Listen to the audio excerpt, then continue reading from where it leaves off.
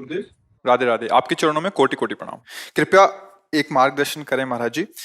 महाराज जी, मेरी वेदना यह है कि घरों में जैसे जैसे दीपावली की साफ सफाई होने लगती है तो लोग घरों में नई सजावट आदि करते हैं, किंतु घरों से देवी देवताओं की पुरानी या खंडित छवि, भगवान की पुरानी तस्वीरों को मंदिर से बाहर निकाल के पीपल आदि के पेड़ के आसपास रख देते हैं। वहां खुले में गंदगी में देवी देवताओं की छवि या तस्वीरों की दुर्दशा देखकर मन बहुत दुखी होता है। महाराज जी, इसमें समाज के लिए आपका एक निर्देश। हाँ बिल्कुल।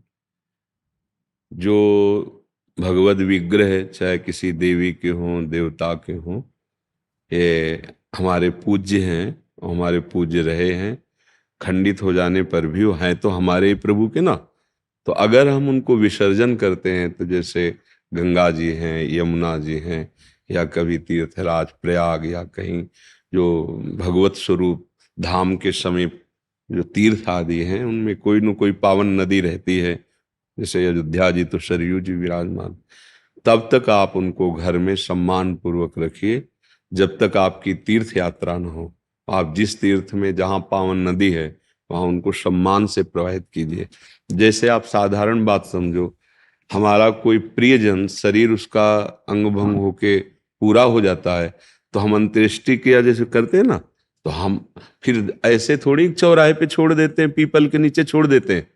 कोई पधार जाए तो ऐसे छोड़ देते हैं क्या? उनको दफनाते हैं, उनको प्रवाहित करते हैं या उनको अग्नि प्रदान करते हैं। तो हमारे प्रभु के जो श्री विग्रह हैं, तो जैसे यमुना जी हैं, गंगा जी हैं, ये भगवत स्वरूप हैं।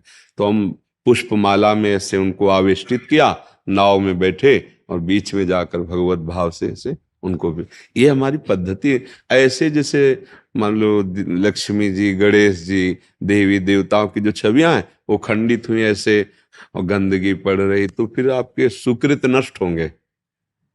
पहली बात तो आज कोई मानने के लिए तैयार नहीं। हम सबसे प्रार्थना करते हैं कि जो आप अपने सामान को बेचने के लिए, बढ़ाने के लिए उसमें भगवान नाम दे देते हैं, भगवत रूप दे देते हैं। आप कार्ड में, निमंत्रण कार्डों में भगवान की छवियां छाप देते हैं, ये अपराध है। वो ऐसे भगवान की छवियां तिरस्कृत होती हैं।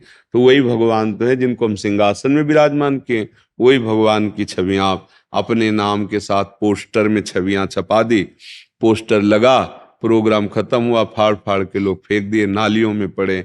इसी से बुद्धि भ्रष्ट हो जाती है। भ्रष्ट का मतलब जो हम सतमार्ग में आगे बढ़ना चाहते हैं उसमें बुद्धि नहीं और राजी हो जाती है, मान सम्मान, रुपया पैसा, भोग वासना।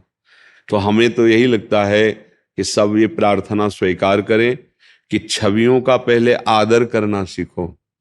प्रभु की जो छवि आपको ऐसा लगता है कि अब हम नवीन विराजमान करें तो उसको आप जाओ यमुना जी, गंगा जी, किसी पावन तीर्थ में उनको प्रवाहित कर दीजिए, या वहां नदी के पास जैसे बालू, तो ऐसे करके वो धारा ही है वहां उनको विराजमान करके रज से ढक दीजिए। अब जब प्रवाह बाढ़ आएगी तो या जल में विसर्जित कर दीजिए, जैसा जैसा भाव बन पावे।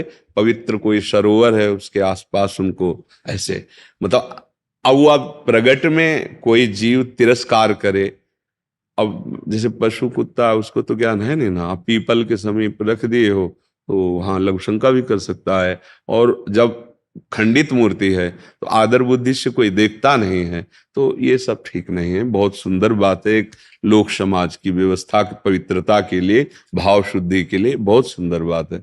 जो भी छवि घर में विराजमान है, जब आपको उनको विसर्जित करना है तो किसी पावन नदी का आश्रय ले, आसपास वहां रज खोद करके उनको विराजमान कर ऊपर रज डाल दे, प्रणाम करे।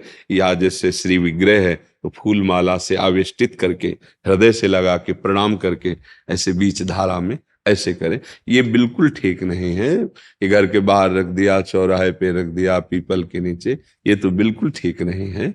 और इसका सुधार करें, नहीं तो बुद्धि गिर जाती है।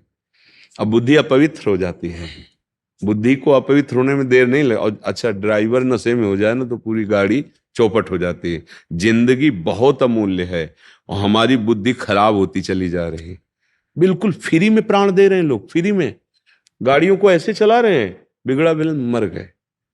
अब नशा पिए हैं, औरों को मारते हुए खुद मर, क्या हो रहा है? बुद्धि खराब हो रही ना। पूरा जीवन, इतना अमूल्य जीवन है मनुष्य जीवन, वो बुद्धि पवित्र नहीं, इसलिए आपको नहीं लग रहा। एक एक सेकंड अमूल्य जीवन है।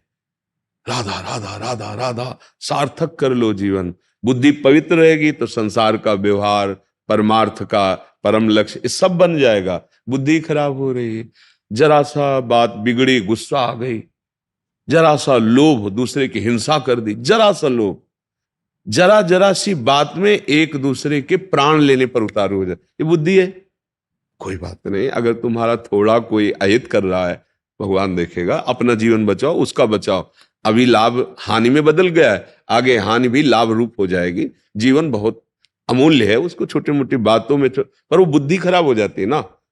तो इसलिए हर कार्य शास्त्र सम्मत किया जाए, तो उससे भगवान की कृपा से जीवन, हम कह रहे भगवत प्राप्ति छोड़ो, कम से कम चैन से जीने लायक तो बुद्धि हो जाए।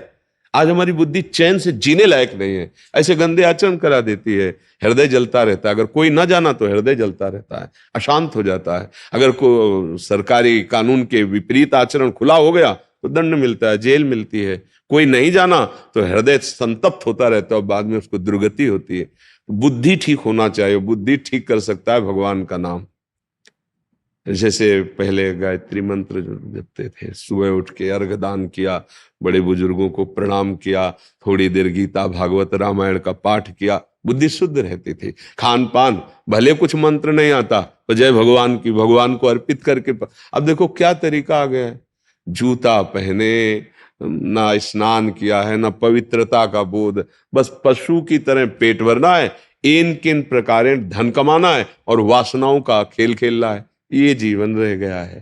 तो बहुत सुंदर बात है, प्रभु को देखो, मानी संख्या से सवाल हल हो जाता है। स्कूल में जब थे तो मानी संख्या से सवाल, ये संसार का सवाल हल हो जाएगा, मानी संख्या। हमने माना ही हमारे भगवान है, मान लिया, कहीं भी मान लो, कहीं भी मान लो, छूट है, आप किसी में भी मान लो। हमारा ये तो धर्म की महानता है, आप किसी पशु में मान लो, किसी वृक्ष में मान लो, आप किसी ईंट पत्थर में मान लो, क्योंकि हमारे भगवान सर्वत्र है ना। मैं मानो तो बस जोर के मान लो, वहीं से भगवान प्रकट हो जाएंगे।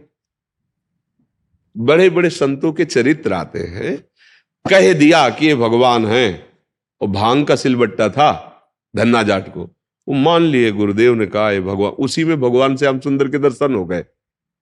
प्रहलाद जी को नारद जी ने कहा तो सर्वत्र भगवान है, ऐसा अनुभव करो, खंबे से नरसिंह भगवान प्रकट हो गए, मान लो। अब हम लोग क्या करते कि अब जैसे छवि लाए, बिगड़ गई, तो फुटपाथ, तो तुमने क्या माना था? क्या तुम किसी अपने प्रिय के साथ ऐसा बर्ताव करोगे क्या?